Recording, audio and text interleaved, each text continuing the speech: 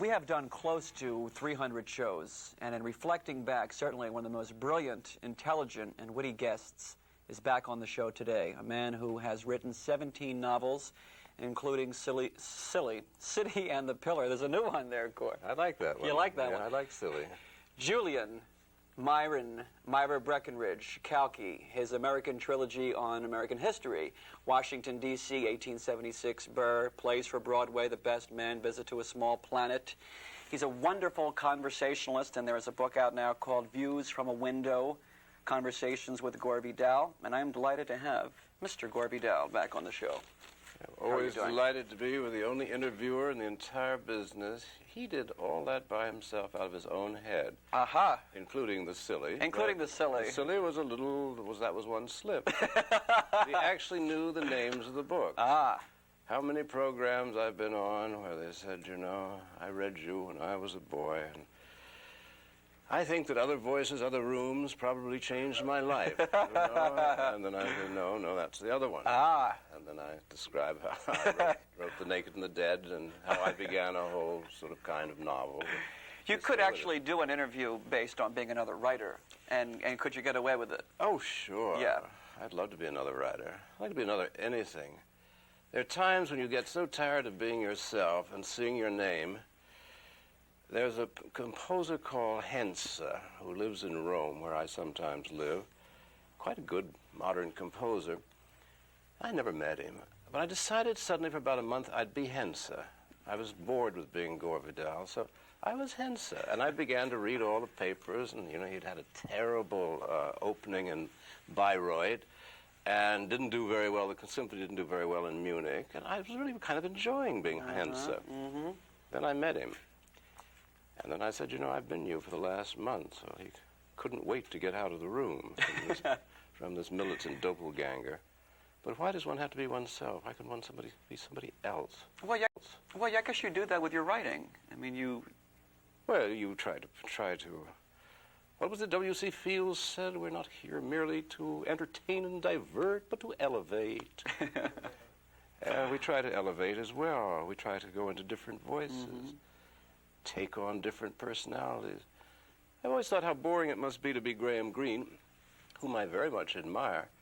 But imagine always writing that sort of book each time, you know. You sort of know there's going to be the Catholic crisis. You know that there will be that marvelous Italian word, accidia, so beloved by Dante and Graham Greene. It's very hard to translate. It sort of means kind of sublime boredom. Graham Greene always writes that same novel. It must be very comforting to do that. Well, you have this phrase that if you don't feed the brain... It devours itself. Yeah. Mm-hmm. Oh, I think that's very true, and as you get older, you certainly see that if you don't continue to learn new things and teach yourself new things, that you have nothing to do but think about yourself. The more you think about yourself, the less pleasing is the prospect. I have two exact contemporaries, writers of enormous genius, charm, goodness of heart. That's one of them right there in the background. Yeah, he just dropped when he heard that. He dropped his dictating machine.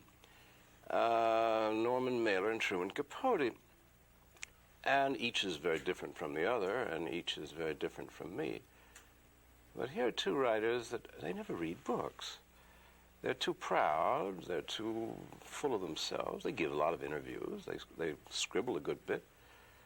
And I notice that they're really kind of frantic, I think, is the closest word I can come to this side of libel.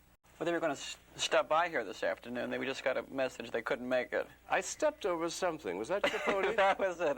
He's very small, you know. Yes. And I thought that could have been Truman that I was stepping over. Yeah. You said once you felt that you almost sat on him at a party. At a party, but well, I didn't have my glasses on, and I sat on Truman Capote. Really? Well, we're going to be having a new president in the White House very soon. Who? Ronald Reagan. Oh, Ronald Reagan. Yes. Is he president now? He's going to. The inauguration's taking place in Isn't January. that funny? Yes. Frank Sinatra is charged with the inauguration. Is he vice president, Frank Sinatra? Soon. Yes. Isn't that wonderful? Yes, we have a new president. And, oh, what a wonderfully lucky country this is.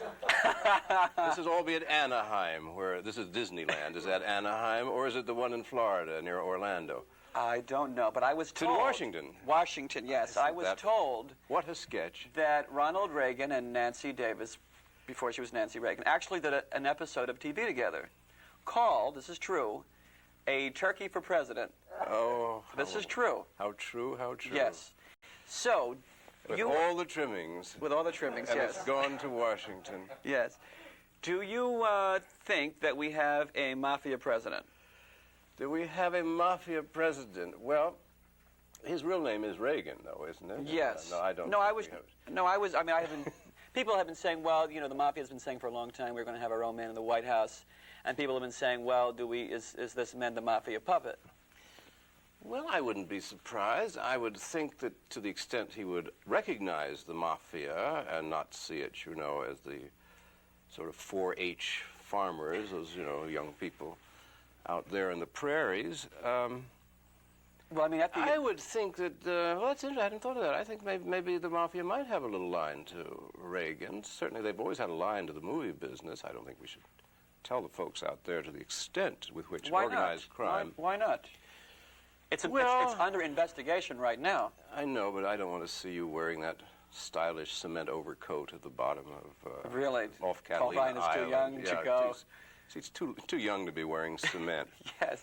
But they are everywhere. They are in politics. The mafia has always been extremely busy. And I would say that since this will be a rip-off administration in which everything is calculated to make more money for the people who already have the money and to tax rather heavily the people who don't have any money, I would certainly say there are a lot of unsavory elements behind Mr. Reagan, including this clutch of California millionaires that have been paying for him since he was a General Electric spokesman and then was a governor here for 8 lurid years, and they're still around. They're still paying for him. Nancy Reagan has been called the Evita of Bel Air. Yeah. Is her new nickname. I think, of course, you can see her future and her ambition in her face. It blazes at you. She wants to be the first widow. She wants to absolutely knock Jackie Onassis out of the box. Really? That's a tough order. And she will see this. No, she's got a better figure. Really? And she will spend more on clothes than Jackie will. Jackie's sort of into privacy now, whereas I think Nancy, we must call them by their first names. Sure. We see so much of them, we feel we know them now. And I certainly feel I know Nancy, whose loyalty and those big brown eyes always looking up at him. Sort of like, you see the look on a comedian's face, you know, before the tongue goes out to catch a fly. That's the way she looks when he's talking, you know. I always expect to see that tongue go out and catch something. Well, America wanted a change. There was no question about that. I mean, it was a landslide. It wasn't a landslide. 28% of the people voted for Ronald Reagan, and something like 26% voted for, I have even forgotten his name. Jimmy Carter. Jimmy Carter. Yes. I knew it was absolutely on the tip of my tongue. JC, those marvelous initials which mean so much to all of us. Right. You know, Johnny Carson. And so we've just lost Johnny Carson, or Jimmy Carter, or whatever you want to call this man from Georgia. He's gone. But it wasn't a landslide. 50%, nearly 49% of the population did not vote, of those who could vote. And so that's no landslide. This is no conservative mandate, no matter what they will tell you in the newspapers. When times are bad, people vote their interest. If you have high interest rates, high inflation, unemployment, they turn out the incumbent and they put in the outcumbent, and that's what we have. Actually, we have no government of any kind, as most people are beginning to notice, because we have no political parties. We have just one, which I have called the Property Party. And it has 2 wings. One is called Democratic, one is called Republican. When one screws up, then they throw it to the other one. Meanwhile, the people of the United States are totally excluded from governing the country. This is the way the Founding Fathers set it up, and this is the way it has continued. Well, you said that the country was run by the Chase Manhattan Bank. That's as good a symbol as any of what runs So the it's country. big money that runs. Big money, it's banking, and this is exactly what the Founding Fathers had in mind. There are a lot of romantic, liberal, childish people who think, oh, if we only go back to the past, if we only recreate what the founders of the United States had in mind. I mean, they had in mind something fairly close to dictatorship, and certainly something that was based upon slavery, was based upon the inequality of women, was based upon the absolute, inviolable rights of property, and the man of property was equal to 10 of those without property. But as we extended the franchise and brought in the poor, the black, women, 18 to 20-year-olds, as they came in, then the Supreme Court and the Congress all got very busy so that they would have absolutely nothing to say about the actual government. You can't have politics unless you have political parties. And we don't have political parties. We just have this one status quo party. So anybody who wants to talk very seriously about environment, maybe like Barry Commoner tried to do with his Little Citizens Party, you get nowhere at all, because the media is all part of the ruling establishment of the country. They don't want to blow the game. So they pretend. I mean, politics in America, I mean, it's a joke even to use the word politics. It's a kind of media hype, an event. You get the President of the United States on television with kindly Walter Cronkite, and you give him 30 seconds, and you fire at him. I saw this happen. What do you do about the economy? Well, I'm going to do about the economy what happens, and then they ask Bonzo, you know, and he gulps as he tries to remember, you know, what the script said, you know, that he had been reading that morning, and he recites something.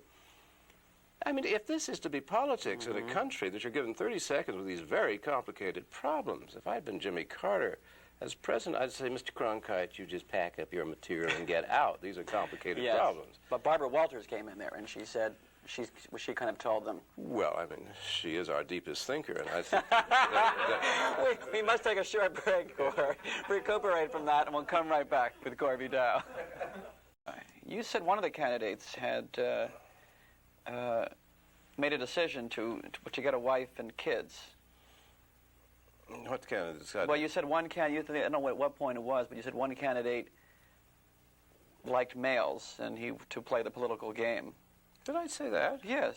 I mean, this has happened in the past. I can't think of... There was a case in this election earlier on when there were all those candidates. That's quite true. I'd forgotten that. Yeah, you're absolutely right. Also interesting, I guess in the beginning you said something about you couldn't write about George Washington and Alexander Hamilton. Oh, no, well, in fact, I did write about them in Burr. It was very clear that George Washington was very much in love with Alexander Hamilton. This does not mean that they go to bed together or do anything of which Anita Bryant would have disapproved, at least before she was divorced. Now that she's divorced, she probably would live and let live, as she said.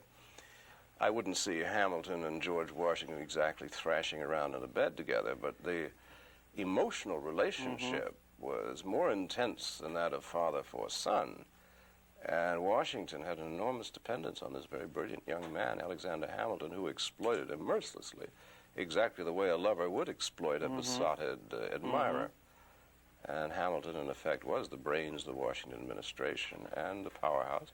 And Washington put up with an awful lot of bad behavior from Hamilton, who was rude to him in public. Somebody once said of George Washington at a party, they turned to Gouverneur Morris, who was one of the more attractive of the founding fathers and one of the more brilliant and one of the few with a sense of humor. And they said, would you dare go over to General Washington and put your hand on his shoulder and say, you know, how do you do, General? And Gouverneur Morris said, why, of course I will. And then he went over and put his hand on his shoulder, shook his hand. The man came back and said, I didn't think you would ever dare do that. Gouverneur Morris said, I'll never do it again, I can tell you. Really? Like the Titanic hitting that iceberg. You didn't touch General Washington. You were just mentioning about Barbara Walters and how when she asked Jimmy Carter a question, he didn't really answer it. And then when she got to him, he said to her, well, I think you've asked this question twice. You deserve an answer, Barbara. Then when he finished, she said to him, well, I still haven't gotten an answer. She wanted to get her Yeah. her And she zinger got her there. last word. And had I been there, I would have had the final word. I would have said, Barbara, you asked the stupidest question on earth that nobody could answer. If you remember the question she asked, what are you going to do about terrorism in the future? Mm-hmm. Well, what do you mean, what are you going to do about terrorism in the future? What on earth can you say? We're going to try and prevent it. Mm-hmm. Do you know how to prevent it? No, we don't. You don't sit there, the president, and say, well, if they bring a nuclear bomb into Grand Central Station in New York and they reassemble it inside of the luggage department and it goes off on a certain date, I think we know what to do. You know, so it was a dumb question. Yeah. What did you think of this whole thing with the this debate on television? First one was with Carter and Anderson, then Carter and Reagan. Well, I saw the Reagan-Carter one. Well, it's a tough situation to be in, no matter who it is. It's like it's almost like a game show in a way. But it is a game show without the sort of moral profundity of the Gong Show, or I mean, the really Chuck great Barris tragic there, yes. programs that have so enriched our lives over the years. Yes. These are, after all, minor players. Their names do naturally come below the title. So, without a Chuck Barris or somebody like that, you can't expect much from them. Yes, they did their best. I thought it was nice to get them before live television, knowing, because there's always a feeling when you're on live television, which seldom happens anymore, but in the old days, I used to go on the Jack Parr show, and there were a lot of live programs. And there was always a terrible feeling, particularly with Jack Parr, but you'd feel it in yourself. The tensions start to build up, and suddenly there's a terrible desire to scream right into the camera, or have a little bird, watch the bird come out of Jack Parr's forehead, which you always thought was going to happen. So you could see two men running for president, and one might just break down. Yeah. And begin to scream loudly for his mother, come take me away. What am I doing here? I'm only 70 years old. Well, why should I be here? Yeah. In this, the book, The Conversations with Gore Vidal, there's an interesting line where somebody had asked you in an interview, you first had sex when you were 11, to which you remember what you had said? And they said, was it a man or a woman? No, and I said I was far too polite to ask. Yes. Yes. I believe politeness is very important. Very important at those things, yes. Yeah. You are a correctionist. Yes. Correct? So if you... Incorrect. Right? Incorrect, Incorrect. Yes, I'm a correctionist, yes. So, okay. So here we are with supposedly a corporation like Chase Manhattan Bank running the country. The people being rather helpless, the public, right, wanting a change. And so you said, well, if there's a new constitutional Congress and we change it and everything, things can change. What can one do? How can that come together for actual change for the people? Well, it's happening right now, thanks to... It all began with lovable old Howard K. Jarvis in this state of California with Proposition 13. Which was told the state government that you must reduce taxes on property. And it worked. This is the first time since 1798 this had ever been tried. That was the time of the Whiskey Rebellion, which Alexander Hamilton was forced to put down. So it was the first time that the citizens of a state said to the administration of the state, stop, we don't want any more taxes. Out of this came the National Taxpayers Union. And they have petitioned all 50 states demanding through the legislatures a new constitutional convention. As we sit here now, 30 states have agreed. 4 more states, and there will then be a constitutional convention. Liberals are sweating ice over this. They think the Bill of Rights will be immediately thrown on the junk heap. Conservatives are not at all happy. They think everything will be deranged by the mob getting in, and the only people really prepared for it are the right-to-lifers and these sort of arbitrary tax cutters in the interest. They never cut corporation taxes, but or rather they cut corporation taxes, they don't cut income taxes. But the other people are not terribly interested in it. Well, I've been going around speaking for the last month and will continue for the rest of the year. I want to get ready for the next Constitutional Convention. I want to go to it in my capacity as the 20th century George Mason, one of our greatest founding fathers, whom nobody knows anything about. But he was a Virginian, and it was he who thought of the Bill of Rights, which he tacked on as 10 amendments to the original Constitution. I would like to see the Bill of Rights strengthened rather than weakened, and I think at a convention, you run a risk. It might very well be that a majority of the American people would like to restore slavery, indentured service for women, the execution of, or cutting off the right hands of thieves. I mean, we've got a lot of ayatollahs in this country, but I don't think they're a majority. I think they're a very militant minority, as we saw in the last election when they knocked off some senators by very small percentages, but they contributed. Well, what change should there be? Well, ideally, I'd like to see since the Second War, there have been 100 new countries organized. Not one of those countries has imitated our system. I think this is telling us something. They're all parliamentary. You should have one house, which in our case would be the House of Representatives, and that would be more democratically elected, and they would pick a political leader who would, in effect, be the political leader of the country. He'd form a majority. He would pick his cabinet from there. He'd run the country. Out of respect for the rocks at Mount Rushmore, we should retain the presidency, and he'd be there to throw out the baseball at the first game and do things. Is now there at Mount Rushmore. Bette Midler is certainly, I think, an extremely good notion for president, and I could see her filling that very well. The Supreme Court should have its powers removed. Under the original Constitution, the court had no power of review over acts of Congress. Everything the court has been doing since 1803 has been illegal. Yeah, and it will be illegal if I must take a short break. We'll be right back with Gore Vidal. In 1960, you did very well, running for the 29th Congressional District in New York. That's right, yes. But you decided to bow out of politics, and you could get more across through your writing. Do you feel now you... Well, yes, I think in 1960 I was much younger, and I didn't have as clear a notion of how the United States was governed as I do now. I've learned quite a lot about the country, as I think most of us have.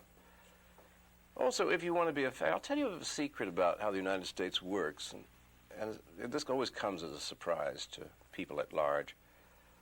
The better known someone is, the less power he has, real power. Might have influence. I like to think I'm fairly well known. I have a certain amount of influence. This goes for other writers, television commentators, and so on. Real power are the unknowns. A man called Mr. Paul Mellon, let's say. It doesn't even have to be from one of the great families like the Rockefellers. Real power stays in the background. And what they do is a trade-off. It's kind of interesting. If you find an ambitious lawyer on the make from Whittier, California, who loves going around to Ramada Inns and talking about the monolithic, atheistic, godless communism, if you've got some nit that wants to do this, you send him out and you make him the president. He's happy. He gets all this attention and all the money along the way. Yeah. And the real power people are behind him. So the trade-off is really, you will be powerless. We'll put you in the Senate. You will have no power. But you'll get your name all over the place, and you'll have a good seat at the great unfolding drama of the Republic. But I'm running it at the Chase Manhattan Bank, So to be a president, you have to have, to go through all what they went through on those political treks is amazing. Oh, yes. It's a pressure job. Well, it takes a certain kind of sort of traveling salesman personality to want to do it, which I think is all very good. Nothing wrong with traveling salesmen, but the sort of reflective mind that you need for a man to be the chief executive of a country that is in very, very great trouble is all wrong. Anybody who can get elected under the system should not be allowed to serve. I think that would be the first rule. Well, charisma is very important for people who vote. Don't you find that? Well, they aren't given much choice. Obviously, you have to have the ability to get across what you mean to them. Kennedy was someone who people thought had a great deal of charisma, which... You mean Jack? Yes. Well, he wasn't all that popular in his own time. The Camelot myth is all after Jack got killed. He was having a lot of political problems, nor was he a beloved president at the time he was working. But he certainly had a lot of charm, and he was a great natural on television. But you have to be natural about what... politics, supposedly, I was trained at this game by Eleanor Roosevelt. And she always said, it's nothing but explaining things to people. She said, the people are not stupid. But if you don't explain things to them, then they will never know what kind of world they're living in.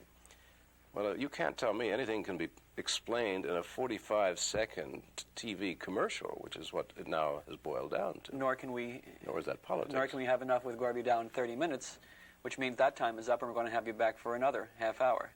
It seemed like eternity. Yeah, thank you. You're welcome. We'll see you real soon. Thank you for joining us, and we'll see you real soon. Bye-bye.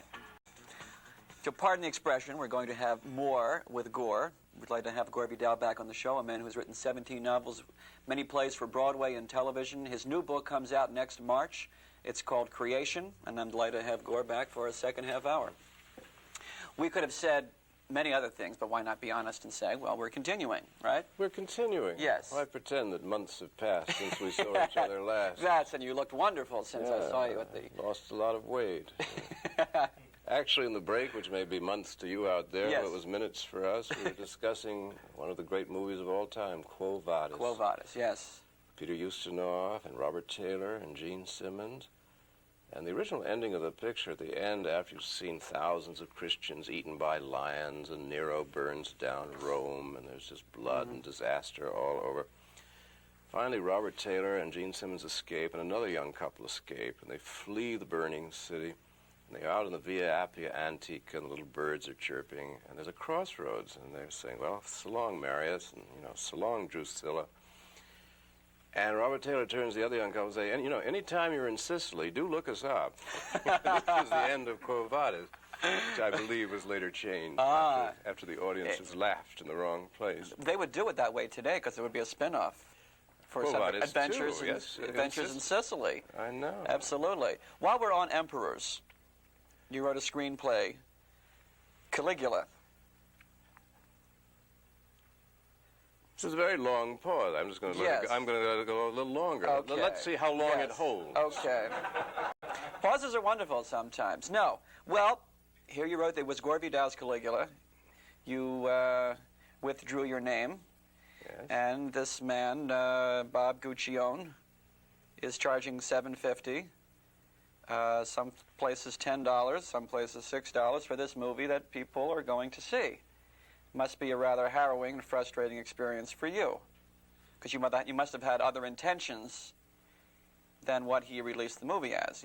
There was a lot of pornographic scenes, which you described as a Copenhagen sex show or something. Go on, I like it. You have.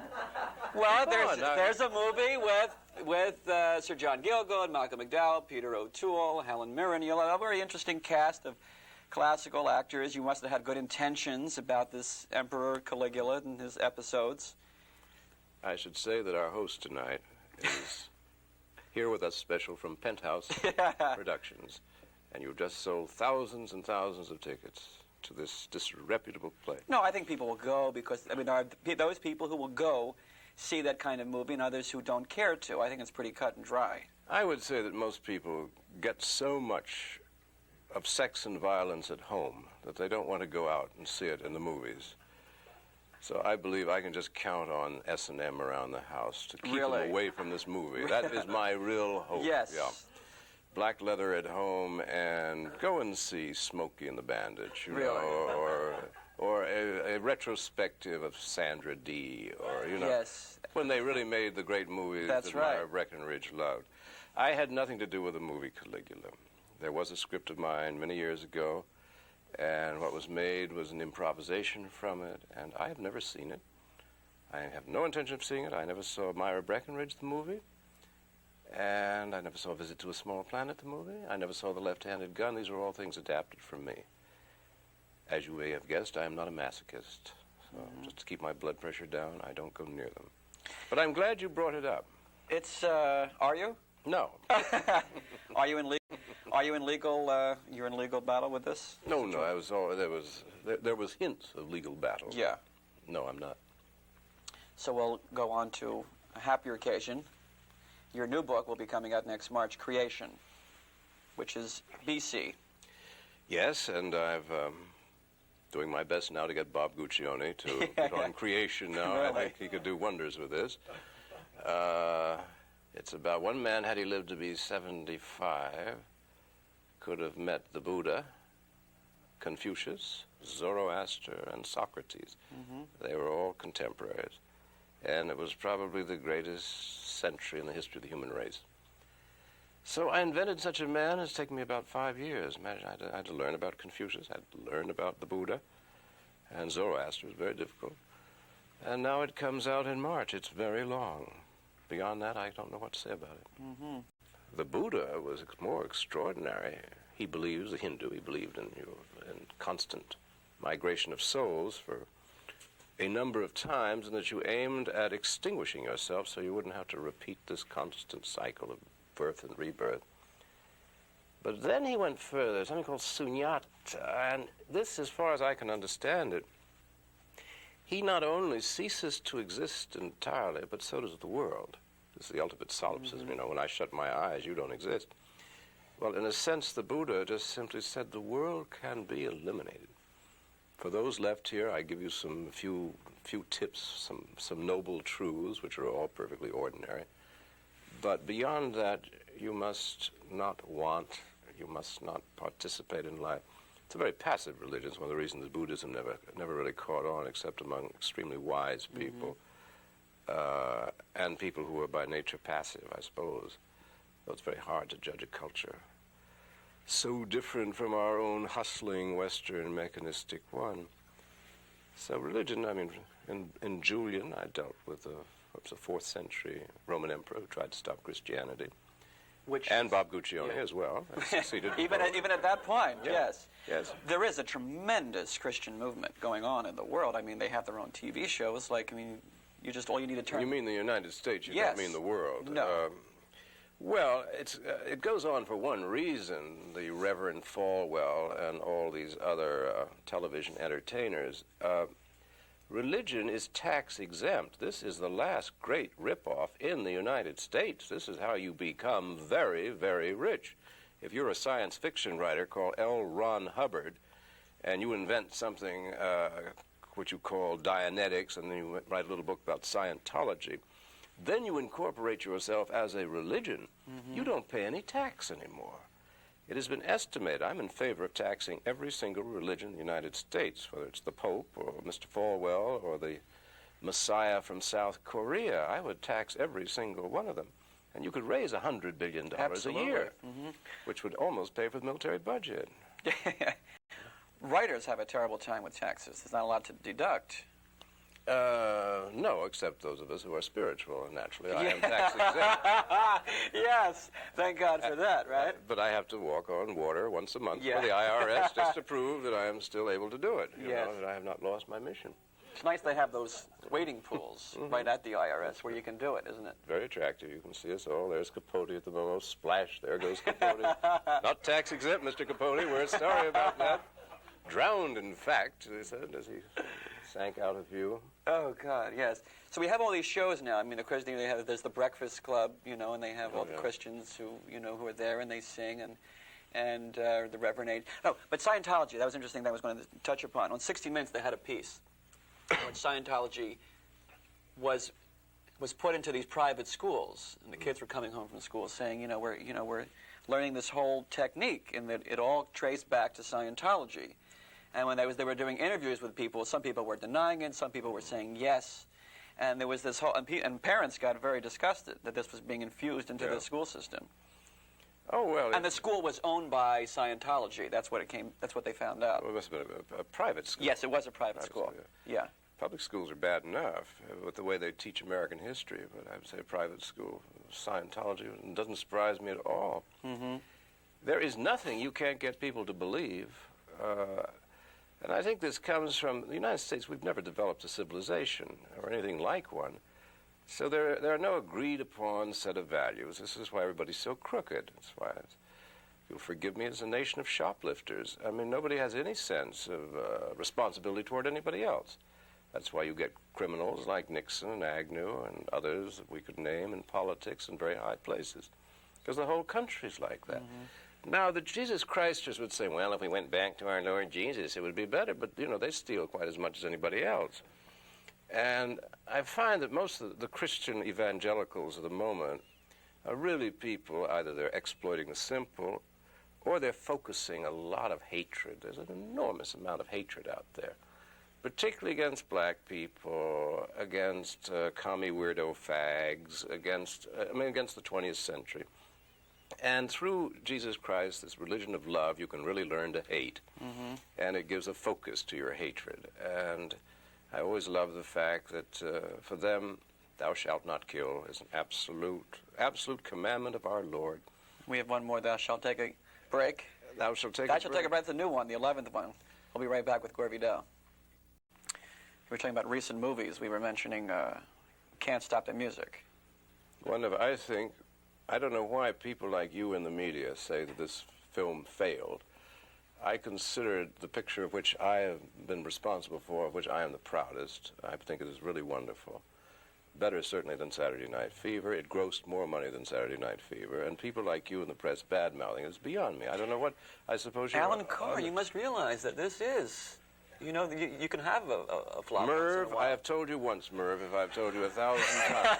You don't understand this business. You've got to give the people what they hate. You're right. That's where the money is. Give them what they hate. They enjoy paying $5 for that. Of course they do. Yes. Far better than to stay home and watch what we're giving them right now. Get out immediately and see this film at your neighborhood. Now, tonight, I know you're nervous about this, Gore. Tonight, as we speak, we will find out who killed J.R. I know you're... Great Scott. Yes, it's happening tonight. You will find out. Who do you think did it? Who do I think killed... that's Larry Hagman. Yes. Mm-hmm. Well, Mai didn't. That's his wife. She's out on the beach now. Do you know, he's got a bunch of flags in front of his house at Malibu, and they're all North Korean. I don't know why. And he holds these parades with these North Korean flags. Hagman marches up and down, and they chant North Korean battle cries. It's very entertaining. I suppose a South Korean shot Larry Hagman. But we'll know tonight. We'll know tonight. That's wonderful. Now, in America, there's great success with the National Enquirer, the Tatler, the Globe, all of these, the Star. I mean, these are incredibly read publications. Why? Communists, read publications, the National Enquirer. No, I mean, it is, I mean, like 20 million a week or something. I mean, it's unbelievable. People want to find out if Jerry Lewis declared bankruptcy and trouble on the set of Dallas. Gossip has always been very popular. It's just at a lower level than usual, I suppose. What irritates me about all that is that real gossip is perfectly legitimate and is perfectly interesting. The reason that I am suing Truman Capote for $1 million is not that I need the $1 million, which I could use April 15th anyway, but I'm doing it because he tells lies about me in the press, and I sued him for libel. And we went through one court, and the court found him guilty of libel per se, and now he's appealed it. Well, I did this really pro bono publico. I don't think it's cute to tell lies. I don't think you should go on television and say, well, I just saw, Ronald Reagan jimming open, if you'll pardon the expression, the door to the Treasury. As a matter of fact, this is how these things get started. Yes. I will. Now, this is Richard Nixon. I will not say that you're a communist. I will not say that you're soft on communism. By the time he's finished, you heard communist in your name 32 times. I don't think it's cute telling lies, and now the libel laws have gotten so soggy in America that I'm quite glad. Now, you see, there again. That's that same writer. No, that's Capote. That's Capote this time. No, he's so upset over what I said about him, and that's all right. Spiritually, he affected that. Yeah, and he looks like Alan Carr, too. Different wardrobe, but the same spirit. But I think that maybe the case against the National Enquirer will lead to a tightening up of the libel laws, because as they exist now, so-called public figures have no recourse unless you can establish malice or recklessness with the truth, which at least is better than it used to be. You used to have to prove that you lost money because somebody had said something about you. Well, you've got to have money to sue. I mean, Carl Burnett is following through on the piece that was written. Oh, God, it's Kissinger. expensive to sue. Yes, over 200,000 or so. I mean, some astronomical number she's up to already. Well, I mean, after all, the United States was founded by lawyers, for lawyers, for the benefit of lawyers. It's totally a litigious country. No, you can lose a lot of money that way. But sometimes, my idea was James Fenimore Cooper, who took the same exception to the popular press that I have taken, and I guess relatively must have had much more money than I, but things were cheaper then. He sued something like 50 newspapers in his lifetime for telling lies, and it was very salutary. At least they stopped. Or he died, one or the other. I forget which. People are reading, as I said, people are reading more of these publications and not reading better reading material. Well, I think the people who read that exclusively are people who indeed would not be reading anything at all, and as their lips laboriously move across the libelous lines, I don't think they would ever drift to such highbrow territory as Reader's Digest. Well, I drive by schools, and I rarely see school books being carried by a lot of these kids. Yeah. In the school right near me, when I pass by Fairfax High, I rarely see books being carried. Well, that's only when the shipment of drugs has come in, and they have to, you know, the satchels are needed for the, you know, for the, yes. the bricks of heroin that they're selling, and which is rather they have sad. television. Of course, it's sad, but since it's a country of hustlers, everybody on the make, there'll be playground pushers. They could eliminate the drugs and the young in about 2 minutes by legalizing it, legalizing prostitution, legalizing drugs, all of that yes, stuff. It would all stop. You would not have a playground pusher because there'd be no money in it. It would cost you 50 cents to take your shot or whatever, and the fact that people would get addicted is just too bad. I mean, people kill themselves with whiskey and cigarettes. Every man has a right to kill himself. So something curious enough that Jesus Christians don't believe in. They believe in capital punishment and in war and in murder and the Ku Klux Klan, but they do not believe you have a right to commit suicide. This seems to me selective. How about the abolition of guns? I mean, we are a country of guns. Well, I certainly would like to see stronger laws on that people shouldn't be able to just wander in and pick up a gun. Yes, indeed. I mean, if you don't have, I mean, in England, the bobbies still carry a nightstick. Well, what's fascinating is proving the United States is not only not a democracy, but it's barely a representative government. I don't know the current statistic, but it used to run about 68% of the people wanted strong gun control laws, and 68% of Congress did not want strong gun control laws. Why does not the Congress, filled with representatives of the people, want this? Because the National Rifle Association and other people are giving them money in order to get their vote. Now, it's examples like that are so naked to me, and I think people would get upset to think that they are not being represented in their Congress, but they seem not to bother. In knocking the country, I mean, it is still a wonderful country, America. Well, we're not knocking the country, we're knocking the system. We're knocking a political system that has collapsed on us. We're knocking a society. We're now in 9th place in the world in per capita income. Now, that's a big drop. There are 8 countries where the average person makes more money than the average American. I'd say there are at least 15 countries in which the quality of life was better for the average person than it is in the United States. But you're not supposed to tell the people that because that's un-American. Yes. They've got to believe it's the greatest. As Spiro Agnew, one of my idols, used to say, the United States is the greatest nation in the country. He was profound, wasn't he? Well, he was pretty deep, Well, you know, a lot of them... as puddles of water go.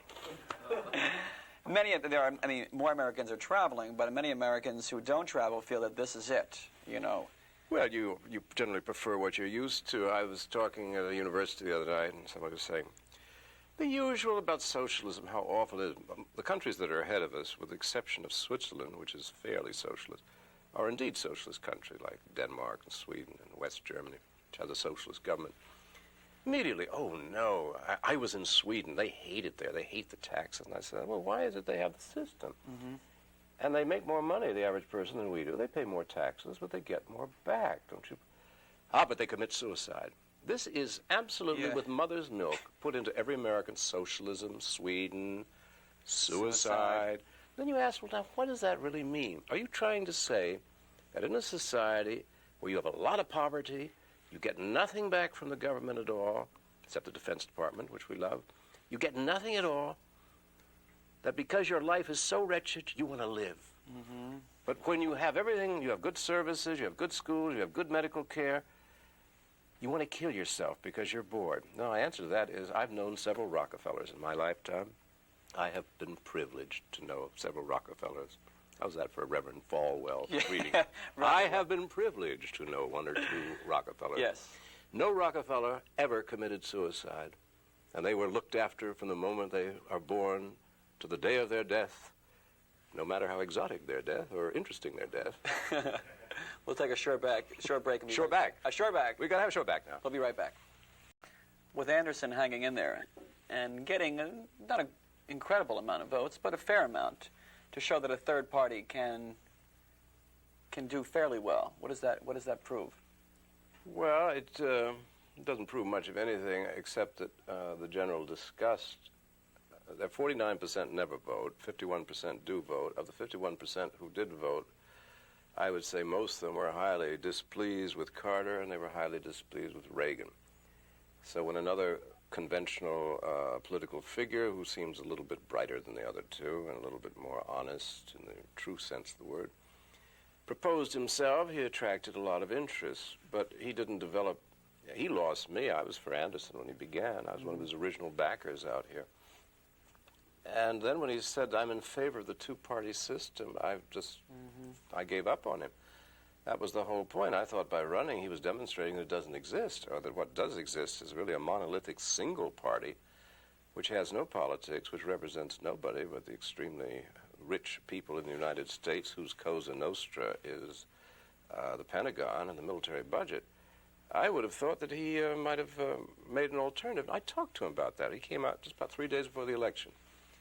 We had dinner together with a group of people, and he asked me why I'd come out against him finally. And I said, well, you had a chance to make an alternative to these other two parties. And I said, you did nothing at all.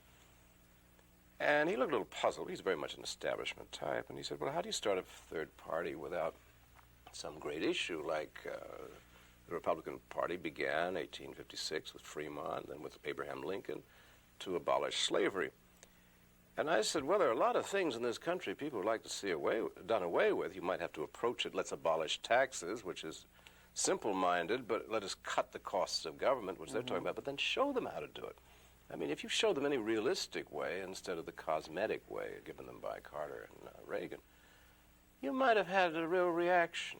But I said, you never got past the usual rhetoric. And I said, furthermore, the system is so rigged that you can't have a third party. They don't want you to have a third party. The United States, the fix is on. The country's set. Nobody's going to break into that. No ruling class ever dissolved itself or ever allowed anybody to take it away without some catastrophe like a depression, which I suspect we're headed for, or losing a major war, which in our case would be nuclear, which would make all our problems academic. But I think the rulers of the country are preparing for a depression. I mean, they see it coming. And I think they want to devise an extremely nice police state for us, which is why the omnibus crime bill goes through, new charters for the FBI, the CIA. Whenever they want to put us in jail, they can, and it will all be legal, and property will be served. Fortunately, we have to say goodbye. We will look forward to Creation coming out in March of '81, and Conversations with Gore Vidal, Which was on the floor. which was on the floor, which has now disappeared, is now available. And here it is. Aha! Blown in. Truman Capote. Truman Capote just blew it in from the corner of the room. Views from a window. Continued success to you, Gore Vidal. And I certainly do admire your brilliance. Thank you. Thank you. See you soon. Bye-bye.